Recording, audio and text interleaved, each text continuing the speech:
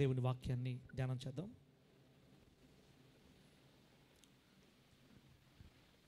నిన్నటి దినాన అనగా 8వ రోజు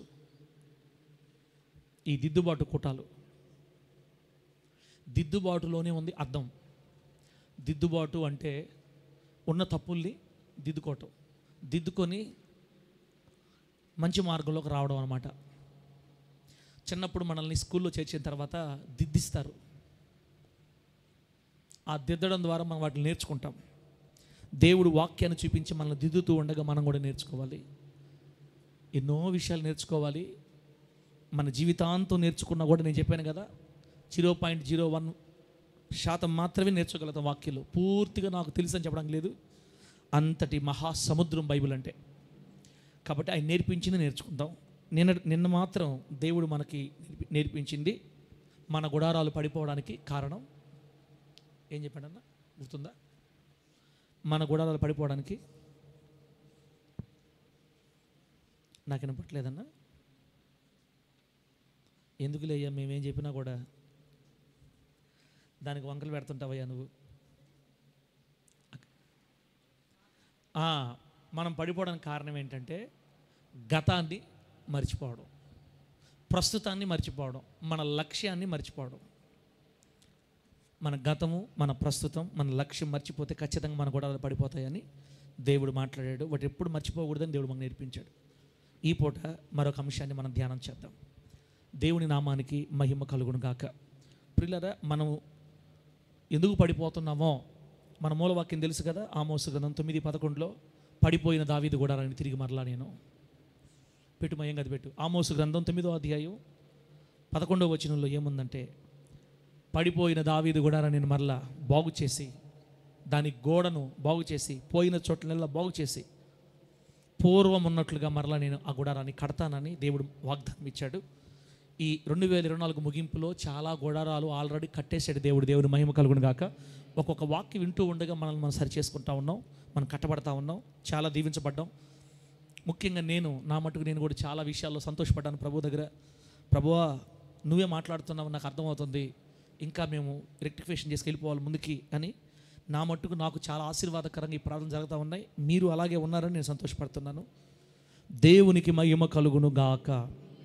ఈ పూట అంశంలో మన గుడారాలు ఎందుకు పడిపోయాయి అని నేను మీకు చెప్పకముందు ఒక ప్రశ్న అడుగుతా.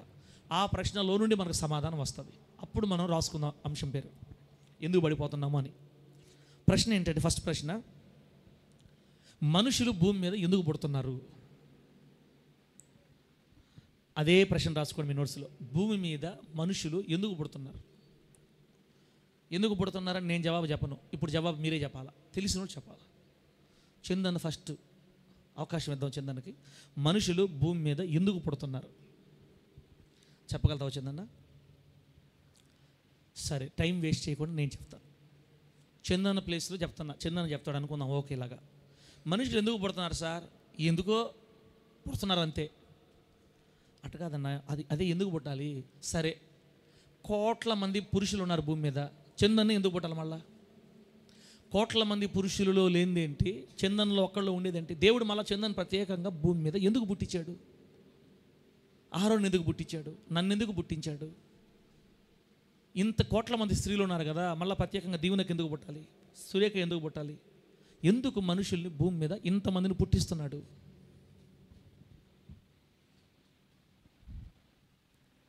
ఒక 10వ తరగతి చదువుకునే అబ్బాయిని అడిగేవానికి ప్రశ్న, భూమి మీద మనుషులు ఎందుకు పుడుతున్నారు? సరే, పుట్టావురా, తర్వాత నెక్స్ట్ ఏం చేస్తావు? నువ్వు పుట్టావు కదా, తర్వాత నెక్స్ట్ ఏంది? 10వ తరగతి చదువుతాను అన్నయ్య. తర్వాత ఏముంది అన్నయ్య? పాస్ అయితే ఇంటర్ చదువుతాను అన్నయ్య. ఆ తర్వాత డిగ్రీ చదువుతాను అన్నయ్య. ఆ తర్వాత డిగ్రీ చదివిన తర్వాత ఏదో ఒక జాబ్ చూసుకుంటాను అన్నయ్య. ఆ తర్వాత పెళ్లి చేసుకుంటాను అన్నయ్య. జాబ్ వచ్చేస్తే పెళ్ళే కదా. ఆ తర్వాత పెళ్ళైతే ఇంకేముంది అన్నయ్య? పిల్లలు కంటాను అన్నయ్య. ఆ తర్వాత పిల్లలు కానీ, ఆ తర్వాత పిల్లల కంటే ఏముంది అన్నయ్య? వాళ్ళు పెంచి పెద్ద చేసినాం కదా అన్నయ్య. ఇది 10వ క్లాసులో ఉండేవాడు చరిత్ర చెప్పేస్తున్నాడు. ఇప్పుడు నా పిల్లల్ని పెంచి పెద్ద చేసి వాళ్ళు చదివించుకుంటాను అన్నయ్య. ఆ తర్వాత వాళ్ళకు ఉద్యోగాలు తెప్పిస్తాను అన్నయ్య. వాళ్ళకు ఉద్యోగాలు తెప్పించిన తర్వాత వాళ్ళకి పెళ్లి చేస్తాను అన్నయ్య. వాళ్ళకి పెళ్లి చేసిన తర్వాత వాళ్ళకి పిల్లలు పడతారు అన్నయ్య. వాళ్ళతో నేను ఆడుకుంటాను అన్నయ్య. సరే వాళ్ళతో కూడా నువ్వు మన వాళ్ళతో ఆడుకున్నావు. తర్వాత ఇంకేముంది అన్నయ్య, చేతుల్లో కర్ర వస్తుంది, కొడుకులతో తనుచుకుంటాను అన్నయ్య. ఆ తర్వాత ఇంకేముంది అన్న, చచ్చిపోవడమే కదా లాస్ట్.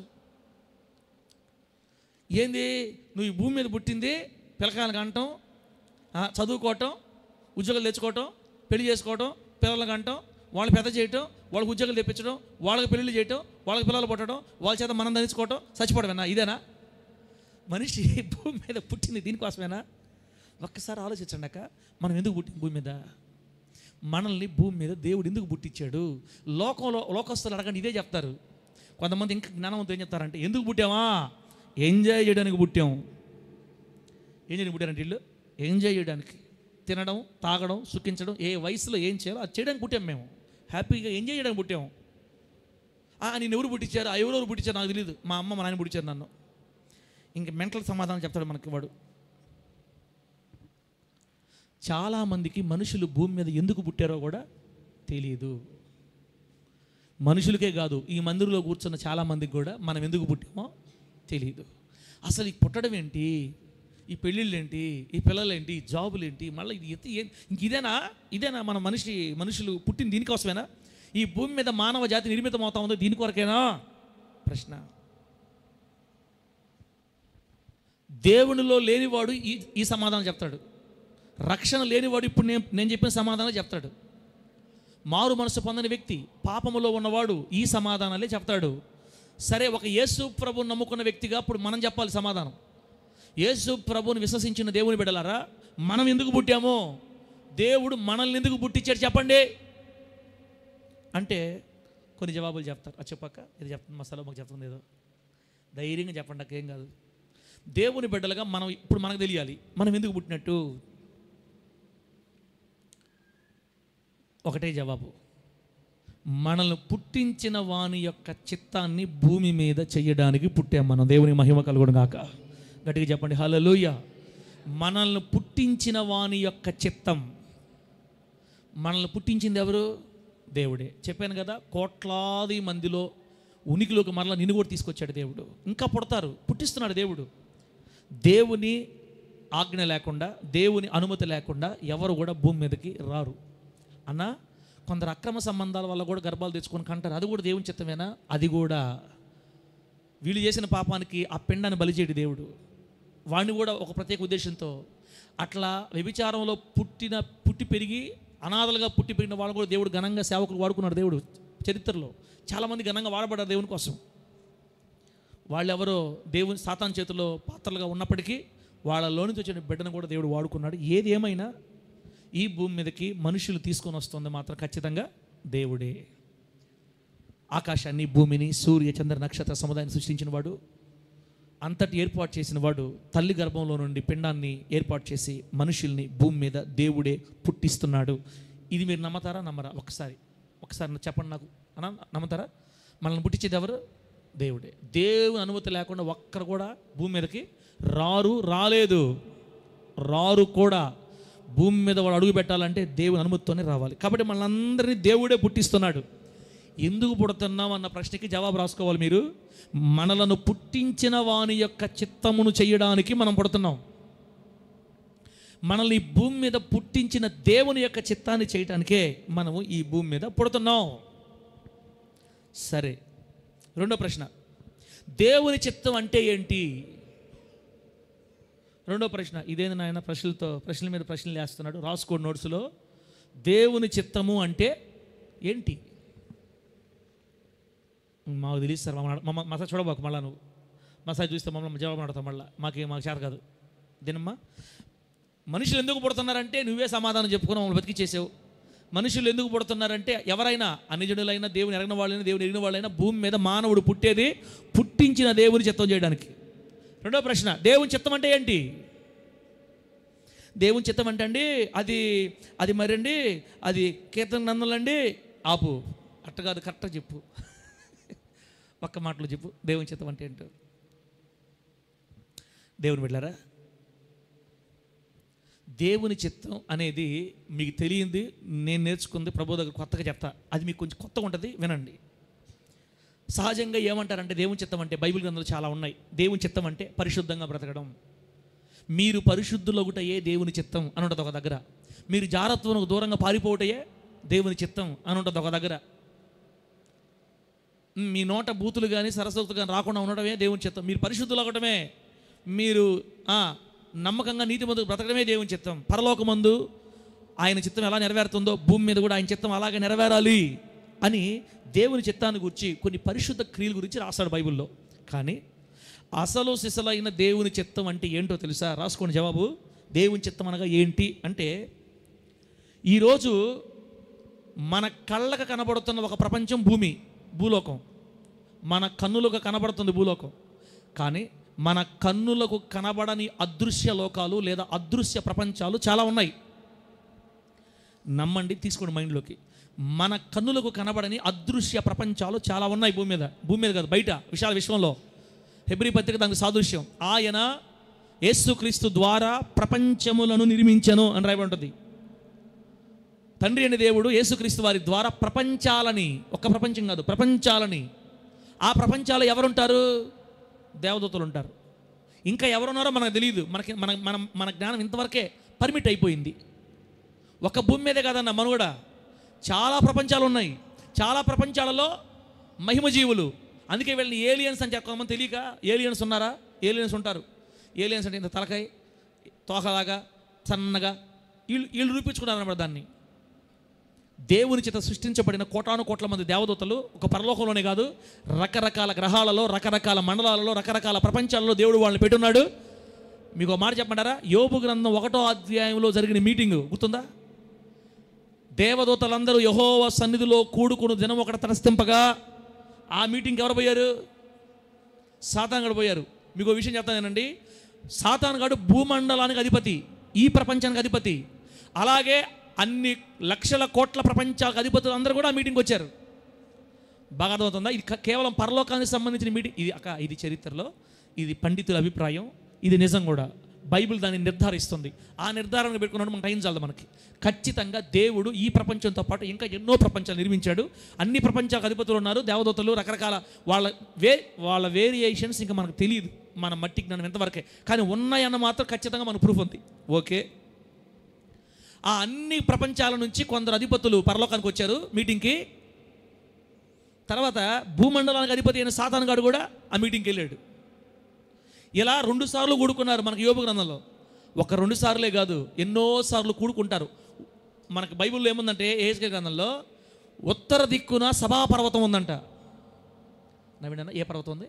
ఉత్తర దిక్కున సభాపర్వతం. సభాపర్వతం అంటే మీటింగ్ జరగద్దు అక్కడ. ఆ పర్వతం మీద మీటింగ్ జరగద్ది. దేవాది దేవుడు సింహాసనం మీద కూర్చుంటే అన్ని ప్రపంచాన్ని పరిపాలిస్తున్న అధిపతులు అందరి ప్రజలు రావాలి అక్కడికి. ఆ సభాపర్వతం మీద దేవుడు కూర్చుంటాడు. వీళ్ళందరికీ మీటింగ్ జరగదు, ఏం మాట్లాడుకుంటారు, రేపు మనం పోతే కానీ మనకు అర్థం కాదు. మొత్తం మీద టోటల్గా ఎన్నో ప్రపంచాలు ఉన్నాయి మన భూ ప్రపంచంతో పాటు. అయితే ఏంటయ్యా ప్రశ్న ఏంటి? దేవుని చిత్తం అంటే ఏంటి?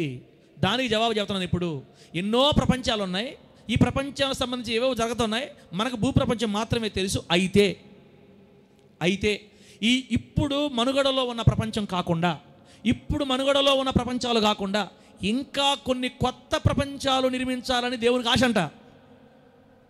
ఇప్పుడు మనుగడలో ఉన్న ప్రపంచాలు కాకుండా ఇంకా కొత్త ప్రపంచాలు నిర్మించాలని దేవుని కోరిక. ఎందుకని? దేవదూతల లోకాలు తెలుసు, దేవదూతల లోకాలు ఉన్నాయి. ఈ దేవదూతల్లో కూడా పాపం ప్రవేశించింది. దేవదూతలు మంచివాళ్ళు అనుకుంటూ ఉండగా ఒక రోబోల్లాగా వాళ్ళని దేవుడు తయారు చేశాడు. అయినా రోబోలుగా వాళ్ళు ఉంచకుండా స్వతహాగా కొన్ని నిర్ణయాలు తీసుకునే అవకాశం కూడా వాళ్ళకి ఇచ్చాడు.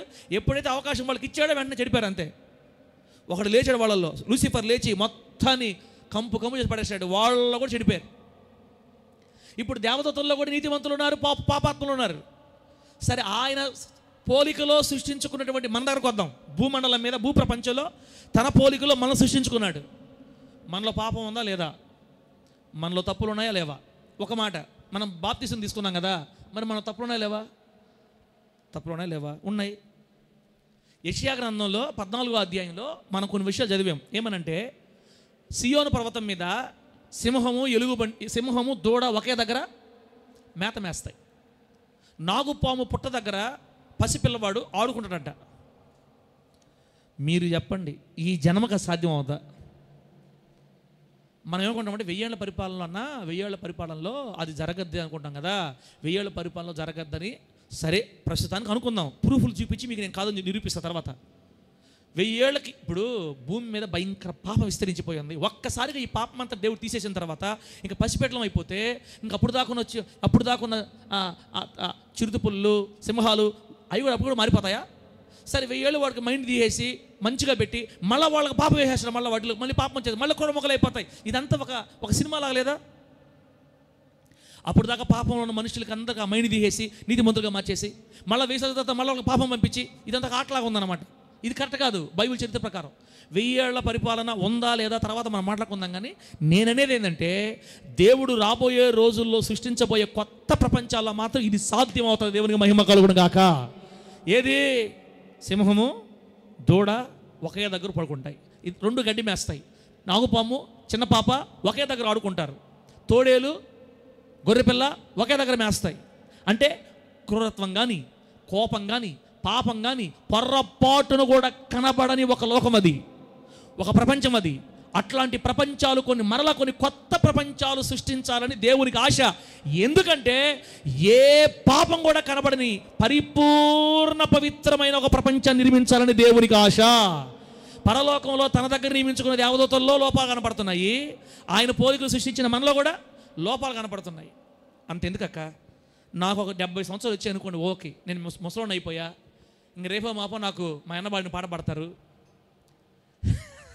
రేపో మాపో సమాధి పాడతారు అనుకుందాం. ఆ టైంలో కూడా నా మైండ్ ఎట్లుంటుందంటే, అదసా మన చర్చి పక్కన ఒక చర్చి ఉంది చూడు, ఒక జనాభా ఎంతమంది వస్తారంటో, మనకంటే ఎక్కువ వస్తారా?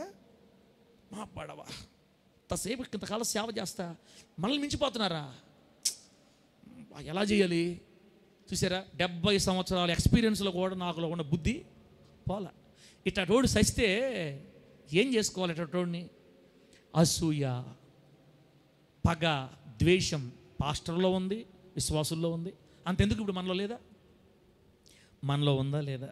పక్కన వాళ్ళ పిల్లలు పాస్ అయితే వచ్చేస్తుంది మనకు బాధ, పక్కన వాళ్ళు మంచి బట్టలు కట్టుకుంటే వచ్చేస్తుంది బాధ, పక్కన వాళ్ళు ఇల్లు కట్టుకుంటే వచ్చేస్తుంది బాధ. క్రైస్తవుల సంగతి చెప్తున్నాను నేను. ఇప్పుడు సింహము, దూడ ఒక దగ్గర కూర్చొని ఒక దగ్గర పడుకొని గడ్డి మేసేంత భక్తి మనలో ఉందా? ఒకప్పుడు సింహంగా ఉండేవాళ్ళం మనం, ఇప్పుడు దూడలు అయిపోయి అనుకోండి. సింహం లాంటి వాడు దూడగా మారి ఇద్దరు ఒక దగ్గర మేస్తున్నారా? పాస్టర్లోనే ఉంది కక్ష, పాస్టర్లోని కుట్రలో, దైవజనుల్లోనే ఉన్నాయి కావాల్సిన కంపు, విశ్వాసంలో ఉంది కంపు. ఈ కంపు ప్రపంచంలో దేవుని కోరిక ఏంటంటే ఒకానొక సమయంలో అసలు పాపపు జాడే లేని ఒక కొత్త ప్రపంచాలు సృష్టించాలని ఆయన ఆశ అంటమ్మా, ఆయన ఆశ అంటయ్యా. ఆ కొత్త ప్రపంచాలలో సింహం లాంటి వాడు, దూడ లాంటి వాడు ఒకే రీతిగా మారిపోయి ఇక పాపం అనేదే లేకుండా, కోపం అనేదే లేకుండా సంతోషంగా ప్రభువును స్తుతిస్తూ బతికేస్తారు ఆ పర్వతం మీద. దేవునికి మహిమ కలుగును గాక. నమ్మితే గట్టిగా హల్లెలూయా అని చెప్పండి. దేవుడి కోరిక ఏంది? పాపమే లేని ప్రపంచాన్ని సృష్టించాలని. ఇప్పుడు అక్కడ ప్రజలు ఎవరు? ఒక ప్రపంచం సృష్టించినప్పుడు అక్కడ ప్రజలు ఉండాలా? ప్రజలు ఎవరు? దేవదూతలా? కాదు. దేవదూతల్ని మనతో సమానంగా ఎప్పుడు ఆయన చేయలేదు. బైబిల్ ఏముందంటే హెబ్రీ పత్రికలో మనకి పరిచర్య చేయడానికే దేవుడు వాళ్ళని సృష్టించాడు. మనకు పరిచర్య చేయు సేవకులైన ఆత్మలను రాయబడింది. మనకంటే తక్కువ వారిగా వాళ్ళని ఎంచాడు దేవుడు. కాబట్టి ప్రభువుకి ప్రియమైన వాళ్ళ మనమే. బిడ్డరా, లాస్ట్ నేను చెప్పేది ఏంటంటే దేవుని ఆశంత కొత్త ప్రపంచాలు సృష్టించి సమాధుల్లో నుంచి మనల్ని లేపి మనకు మహిమ శరీరాలు ఇచ్చి ఈ మహిమ శరీరాలతో ఉన్న మనల్ని అందరినీ తీసుకెళ్ళి ప్రపంచాలలో పెడతాడు. దేవునికి మహిమ కలుగును గాక. ఒక ప్రపంచం కాదు, 1, 2, 3, 10, 100 నాకు తెలియదు. ఈ మట్టి జ్ఞానం అన్నదంటే మొత్తం మీద కొత్త ప్రపంచాలు సృష్టిస్తాడు. ఈ భక్తులందరినీ, మహిమ శరీరాలు ధరించిన తన బిడ్డలందరినీ తీసుకెళ్ళి ఆయా ప్రపంచాల్లో ఉంచి అసలు నిజంగా పాపమే లేని పరిపూర్ణమైన పవిత్ర కలిగిన రాజ్యం ఎలా ఉంటుందో చూడాలన్నది దేవుని కోరిక. అది దేవుని చిత్తం. ఇది దేవుని చిత్తం. అర్థమవుతుందా? దేవుని చిత్తము అంటే ఏంటంటే ఏ పాపం కూడా కనబడకుండా పరిపూర్ణమైన పవిత్రత కలిగిన ప్రజలందరూ కలిసి ఒక ప్రపంచంలో నివసిస్తూ వారు దేవుని నోరారా స్తుతిస్తే కోపము, క్రోధము, కక్ష, మోహము ఏది కూడా కనబడకుండా అసలు యాజ్ ఇట్ ఈజ్ నిజంగా దేవుడు ఎలా ఉంటాడో అలానే ఉండేట్లుగా మారిపోయి అట్లాంటి ప్రజలు కోట్లాది మంది ఆరాధిస్తుంటే వారందరి చేత ఆరాధించబడాలన్న కోరికే దేవుని చిత్తం. అన్న మీరు చెప్తుంటే కొంచెం నమ్మాలనిపిస్తుంది. మరి అది సాధ్యమా? సాధ్యమా అన్నామంటే మనలోని అవిశ్వాసం ఉంది. దేవునికి ఏదైనా అసాధ్యం ఉందా? ఆయన సాధ్యమైంది ఏముంది, అసాధ్యమైంది ఏముంది? ఆయన ఏదైనా చేసుకోగలుగుతాడు కదక్క, ఏమైనా చేసుకోగలుగుతాడు ఆయన. అబ్బా చూడండి దేవుని ఆశ చూడండి.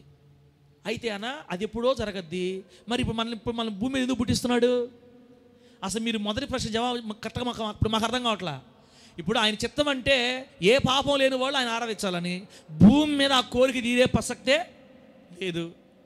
భూమి మీద ఆ కోరిక అసలు తీరనే దేవుడికి మాత్రం భూమి మీద ఆ కోరిక తీరనే తీరదు. ఎందుకంటే ఇక్కడ వాక్యం చెప్పిన ఇశ్రాయేలు పాస్టర్ బయటికి పోయి తిడుతున్నాడు. ఇక్కడ వాక్యం విన్న విశ్వాసులు బయటికి పోయి భయంకరంగా బతుకుతున్నారు. అదేమంటే గంగాలో నీళ్ళు ఉన్నాయి కదా, ఆ రాత్రి పోయి ప్రార్థన చేసుకుని క్షమించేస్తాడు. యేసయ్య ఎవరో మనకు అర్థమైపోయింది కాబట్టి సుఖం అయిపోయింది పూర్తిగా. ఆ యోనా గారికి సుఖం అయిపోయినట్టు దేవుడు ఎవరో మనకు అర్థమైపోయింది కాబట్టి అదేంటన్నా మీరే కదా చెప్తారన్నా, మీరే కదా అన్నీ చెప్తారు, ప్రతిరోజు పోయి కడుక్కోండి అని. అదేమంటే శరీరంలో పాపం ఉందని మీరే చెప్తారు, ఈ పాపం మిమ్మల్ని రెచ్చగొడుతుందని చెప్తారు, మరలా పోయి కడుక్కోమని మీరే చెప్తారు, అలా కడుక్కుని తప్పని మీరే చెప్తారు. నేను అయినా చెప్పాలి, ఈ భూమి మీద మానవుడు పరిపూర్ణ పవిత్రుడుగా మారటం కష్టం. నా మాట అర్థం గట్టిగా హల్లేలూయా చెప్పండి. శరీరంలో పాపం దాగుంది కాబట్టి, ఈ పాపం పొరపాటున శరీరాన్ని వదలదు కాబట్టి, ఈ మట్టిలోకి పోయేదాకా ఈ తత్వం ఇలాగే ఉంటుంది కాబట్టి, కోపం, అసూయ, కక్ష, స్వార్థం అప్పుడప్పుడు మనలో పొడచొప్పుతూ ఉంటే వెంటనే ప్రభు దగ్గరికి వెళ్ళి కడుక్కొని ఆయన రక్తం చేత పరిశుద్ధపరచబడతామే తప్ప ఒక్కసారి కడిగిన తర్వాత మరలా ఇక మనలో స్వార్థం రాకుండా ఉండదనే ప్రసక్తే లేదు. భూమి మీద ఏ మానవుడు పరిపూర్ణ పవిత్రత కలిగిన వాడుగా మారలేడు, సంపూర్ణ సిద్ధి పొందలేడు. ఈ మానవుడు ఎప్పుడు సంపూర్ణ సిద్ధి పొందుతాడంటే మహిమ శరీరం ధరించినప్పుడు పొందుతాడు. దేవునికి మహిమ కలుగును గాక.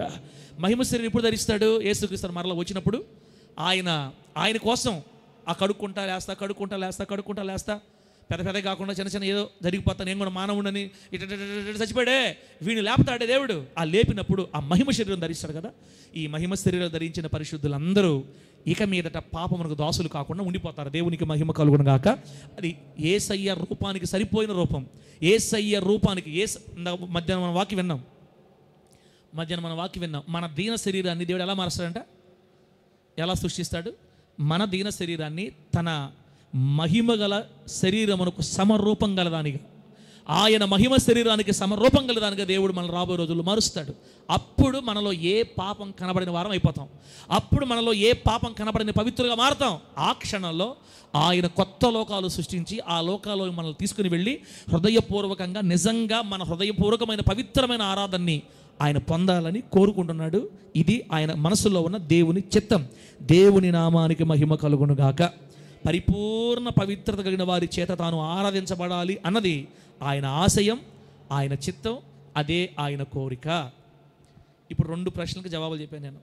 మనుషులు భూమి మీద ఎందుకు పుడుతున్నారు? పుట్టించిన వాని చిత్తం చేయడానికి పుడుతున్నారు. మరి భూమి మీద చేశారా? చేయలే. అయితే మరి భూమి మీద చిత్తం చేయకుండా ఏం జరుగుతుంది ఇక్కడ? ఇప్పుడు పుట్టిందే తండ్రి చిత్తం చేయడానికి. తండ్రి చిత్తం యాడ్ చేస్తున్నారు, చదువుతున్నారు, ఉద్యోగాలు తెచ్చుకుంటున్నారు, పెళ్లి చేసుకుంటున్నారు, పిల్లలు కంటున్నారు, వాళ్ళకి పెళ్లి చేస్తున్నారు. ఇదే అయిపోయింది జీవితం అంతా. మరి దేవుని చిత్తం చేసింది ఎక్కడ? కొంతమంది అయితే సంపాదించడానికే పుట్టినట్టుగా రోబోల్లాగా పనిచేస్తుంటారు అంతే. ఇక దేవుడు లేడు, ప్రార్థన లేదు, వాక్యం లేదు, సత్యం లేదు, దేవుని చిత్తం లేదు, సాతాన్ చిత్తం లేదు. నాకు ఏ చిత్తాలు వల్ల నా చిత్తమే చాలు నాకు అనుకుని అన్ని చిత్తాలు పక్కన పెట్టి వాళ్ళ చిత్తం కోసం బతుకుతుంటారు. ఏదో మొత్తం మీద ఒక యంత్రాల్లాగా పరిగిస్తున్నారు మనుషులు. ఎందుకు పుట్టారో తెలియట్లేదండి. ఒక్క మాట వాస్తవం, నిన్ను దేవుడు భూమి మీద పుట్టించింది ఆయన చిత్తం నీ ద్వారా నెరవేర్చుకోవడానికి. ఆయన చిత్తం పీక్స్లో ఉందన్నమాట. అది సంపూర్ణమైన చిత్తం. అయితే అన్న భూమి మీద మనం ఆయన చిత్తం నెరవేర్చట్లేదు కదా. మరి దానికేంటి? భూమి మీద పుడుతున్న ప్రజలందరూ దేవుని చిత్తం చేస్తున్నారా? 3 ప్రశ్న రాసుకోండి. 3 ప్రశ్న. భూమి మీద పుడుతున్న వారందరూ దేవుని చిత్తం చేస్తున్నారా? లేదని మనకు తెలుసు. రాసుకోండి ప్రశ్న అయినా కానీ. భూమి మీద పుడుతున్న వారందరూ దేవుని చిత్తం చేస్తున్నారా? జవాబు లేదు. అయితే దేవుని చిత్తము పూర్తిగా నెరవేర్చబడబోయే ఆ కొత్త ప్రపంచంలో దేవుని చిత్తం పూర్తిగా నెరవేర్చబడేది కేవలం ఆ కొత్త ప్రపంచంలోనే. అయితే ఆ దేవుని చిత్తమును చేయడం ఎలాగో ఆ కొత్త ప్రపంచంలో దేవుని చిత్తాన్ని పూర్తిగా నెరవేర్చడం ఎలాగో ఈ భూమి మీద దేవుడు మనకు ట్రైనింగ్ ఇస్తున్నాడు. మరలా చెప్తున్నా, ఆ కొత్త ప్రపంచంలో దేవుని చిత్తము పూర్తిగా నెరవేర్చడం ఎలాగో ట్రైనింగ్ భూమి మీద ఇస్తున్నారు దేవుడు మనకి. ఇది బైబిల్లో చూపించాలి పాస్టర్ గారు, నాకు నేను ఒప్పుకోను, నేను చూపిస్తా, బైబిల్ చూపిస్తా ఈ మాట మాత్రం. ఆ నూతన ప్రపంచాలలో దేవుని చిత్తమును చేయడం ఎలాగో ట్రైనింగ్ భూమి మీద. మాకు అందట్లేదన్నా నువ్వు చెప్పేది, మాకు ఆ లెవెల్కి అందుకోలేకపోతున్నాం మేము. మా వాళ్ళ బద్దలైపోద్ది అసలు మాకు అర్థం కావట్లేదు ఆ ప్రశ్నకు జవాబు. ఏదో చెప్తున్నాను, నూతన ప్రపంచాలలోని దేవుని చిత్తం చేయడానికి ఎలా చేయాలో ట్రైనింగ్ భూమి మీద ఇస్తున్నాడా? అందుకు మనం పుట్టామా అంటే ట్రైనింగ్ కోసం పుడుతున్నామా? అది ఇప్పుడు లైన్లోకి వచ్చావు. భూమి మీద మనం ఎందుకు పుడుతున్నామంటే ఆ చిత్తాన్ని అక్కడ ఎలా చేయాలో ట్రైనింగ్ ఇక్కడ తీసుకుంటాం అన్నమాట. ట్రైనింగ్ ఇస్తున్నాడు దేవుడు మనకి. నమ్మరా? ప్రసంగి గ్రంథం 1వ అధ్యాయం 13వ వచనం పెట్టుకోమారితే. ప్రసంగి గ్రంథం 1వ అధ్యాయం 13వ వచనం అక్కడ ఏముంది చదువుతారా? ఆకాశము క్రింద అన్న జరుగునదంతయా అన్న, ఆకాశము క్రింద జరుగునది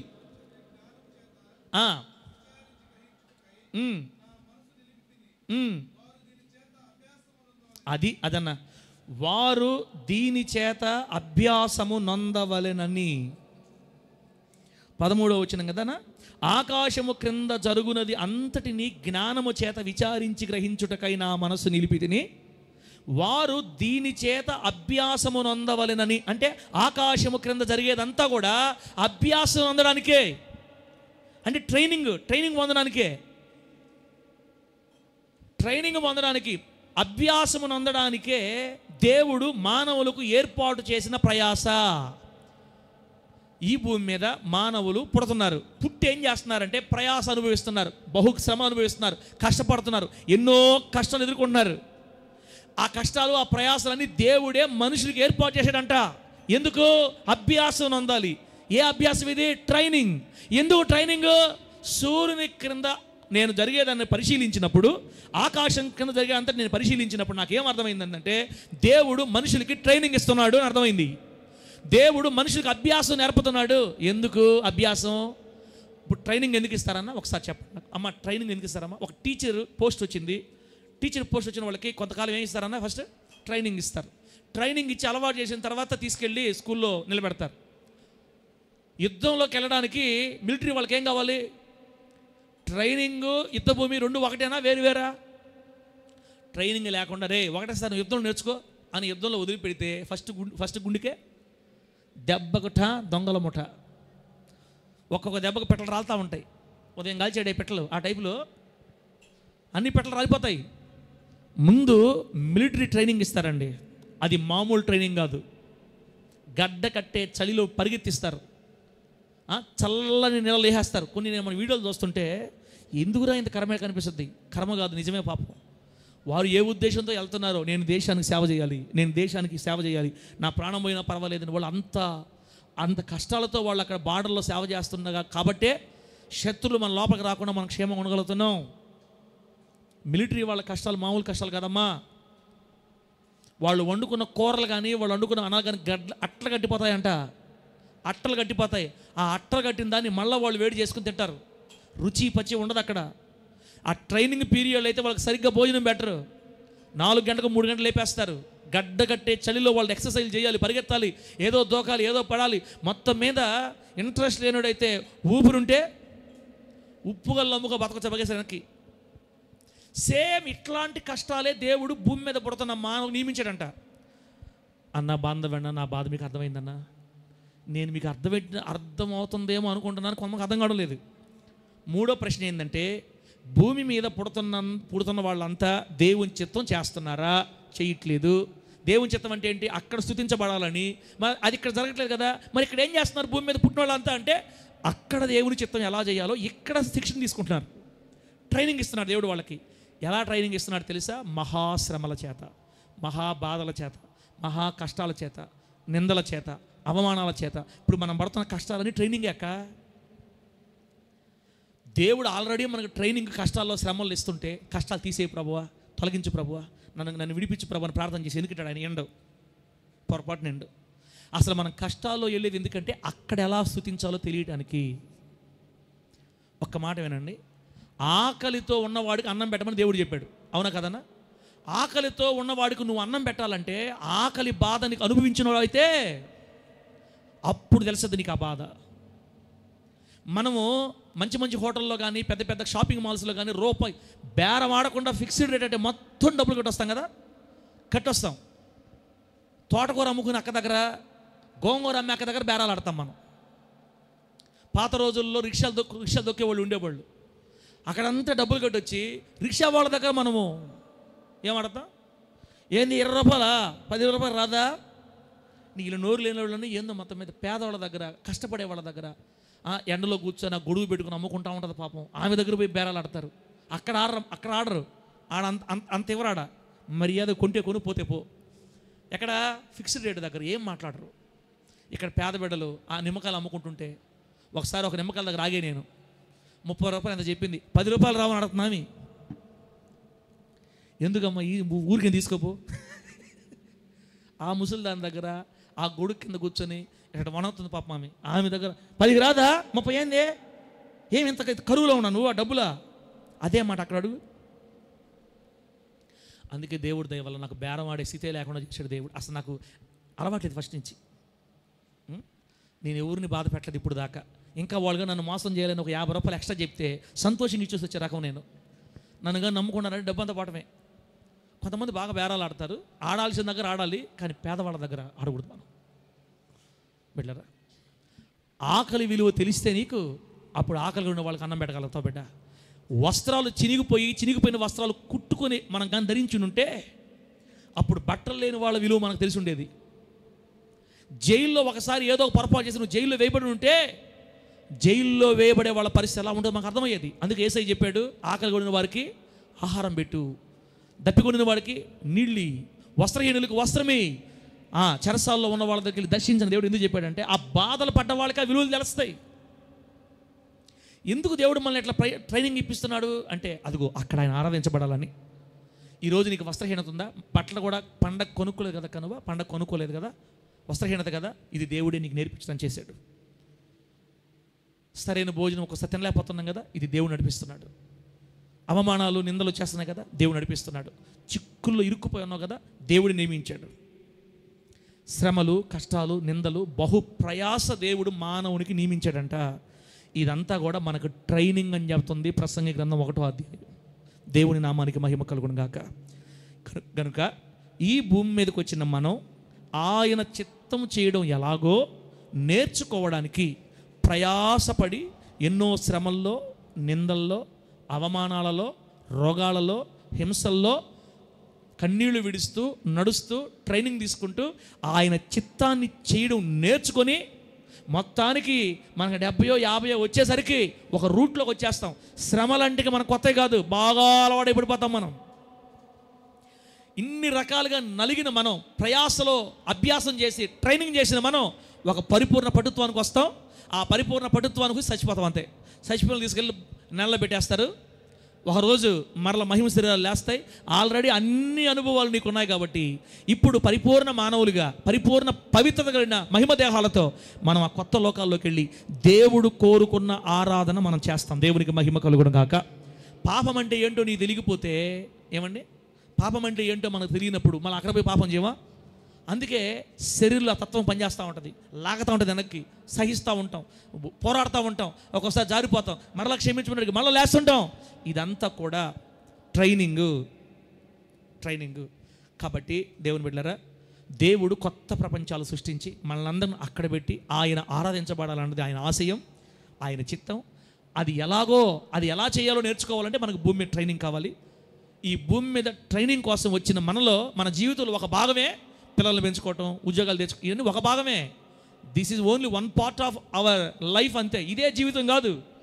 దేవుని చిత్తమును చేయడం నేర్చుకోవడానికి ట్రైనింగ్ కోసం వచ్చాం భూమి మీదకి.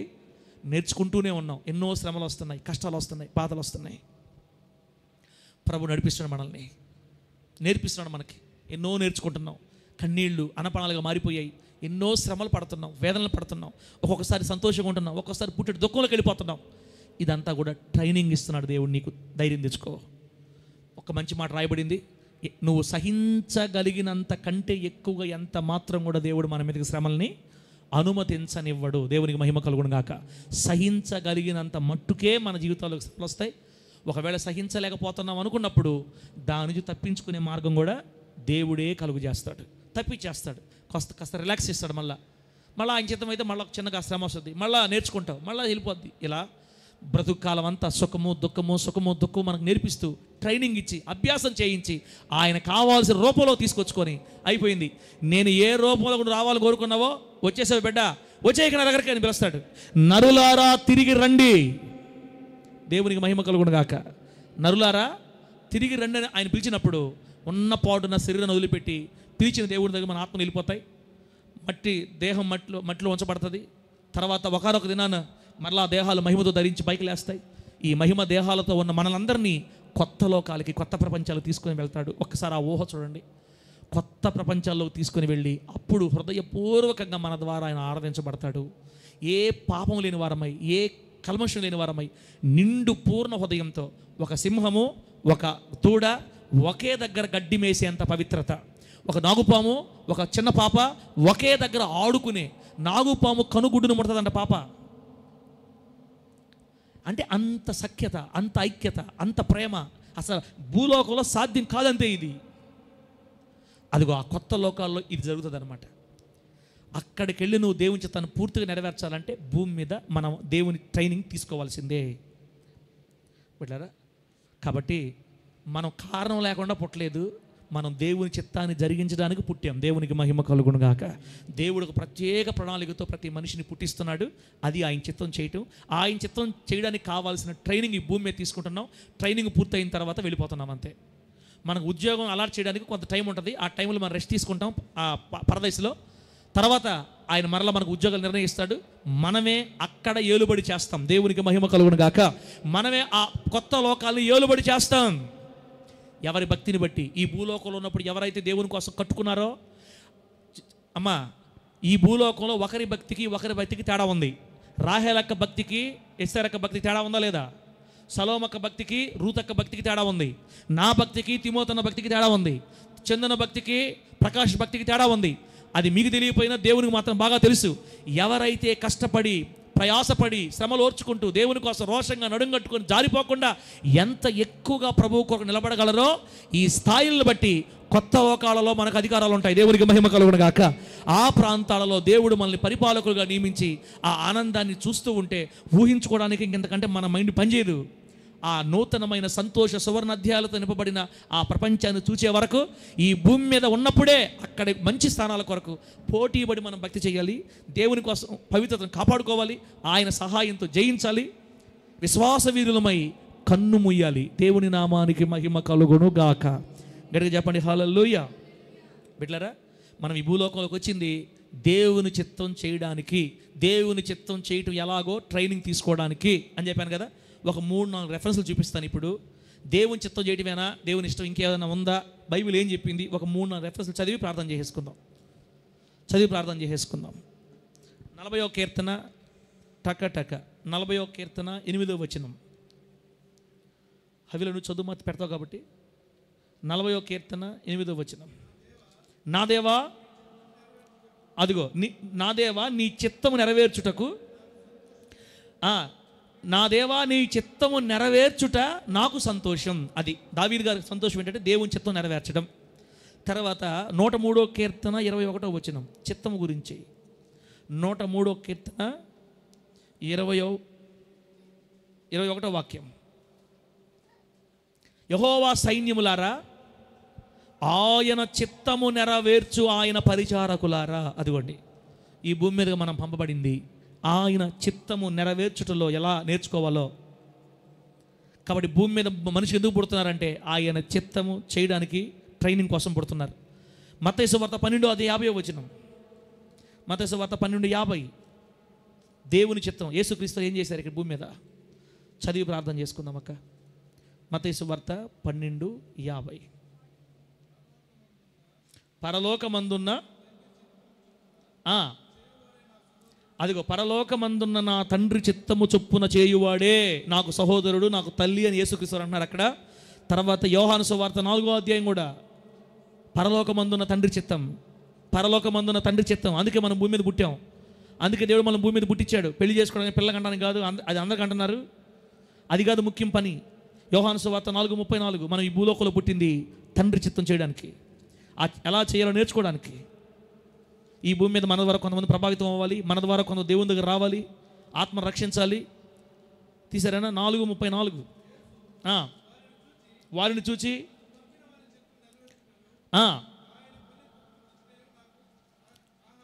అబ్బా, దేవుని ఆహారం ఏంటో యేసుక్రీస్తు చెప్తున్నారు ఇక్కడ. ఈ భూలోకంలో ఆహారం ఏంటంటే 4:34 కదన్నా. యేసు వారిని చూచి, నన్ను పంపిన వాని చిత్తము నెరవేర్చుటయే, ఆయన పని తుదముట్టించుటయే నాకు ఆహారం. నా తండ్రి చిత్తం నెరవేర్చడానికి నేను భూమి మీదకి వచ్చా. నా తండ్రి చిత్తము నెరవేర్చడానికి నేను భూమి మీదకి వచ్చా. సేమ్ మనం కూడా దేవుని చిత్తం నెరవేర్చడానికే భూమి మీదకి వచ్చాం. కాకపోతే ట్రైనింగ్ తీసుకుంటున్నాం అంతే. తర్వాత 6వ అధ్యాయం అన్న, యోహాను సువార్త 6వ అధ్యాయం 39వ వచనం. 6:39. ఆయన నాకు అనుగ్రహించిన దాని అంతటిలో నేనేమీ పోగొట్టుకొనక అంత్య దినమున దానిని లేపుటయే నన్ను పంపిన వాని చిత్తమై ఉన్నది. 6:39 అయిపోయింది కదా. లాస్ట్ మాట హెబ్రీ పత్రిక 10:36 చదివేసి ప్రార్థన చేసుకుందాం. హెబ్రీ పత్రిక 10:36. అబ్బా, ఫస్ట్ మాటే ఉందమ్మా. మీరు దేవుని చిత్తమును నెరవేర్చిన వారై వాగ్దానము పొందు నిమిత్తము మీకు ఓరిమి అవసరమై ఉన్నది. అదిగో, మీరు దేవుని చిత్తం నెరవేర్చిన వారై. దేవుని బిడ్డలారా, ఈ భూమి మీదకి ట్రైనింగ్ కోసం వచ్చాం. ట్రైనింగ్ పూర్తయిపోతే కొంతమేర ఆయన చిత్తం పూర్తయిపోయినట్టే. మీరు దేవుని చిత్తం నెరవేర్చాలంటే మీకు ఓపిక అవసరమై ఉంది, ఓరిమి అవసరమై ఉంది. ఆ ఓపిక తెచ్చుకోండి. ఎన్నో శ్రమలు వస్తాయి, కష్టాలు వస్తాయి, బాధలు వస్తాయి, రోగాలు వస్తాయి. అన్నిటిలో నుండి దేవుడు తప్పించడానికి శక్తి గలవాడు.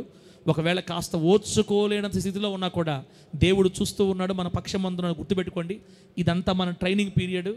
ట్రైనింగ్ కొంచెం కష్టంగా ఉంటుంది, అక్కడ ఉద్యోగం చాలా సులువుగా ఉంటుంది. ప్రభు నిశ్చయంగా మనం దర్శిస్తాడు.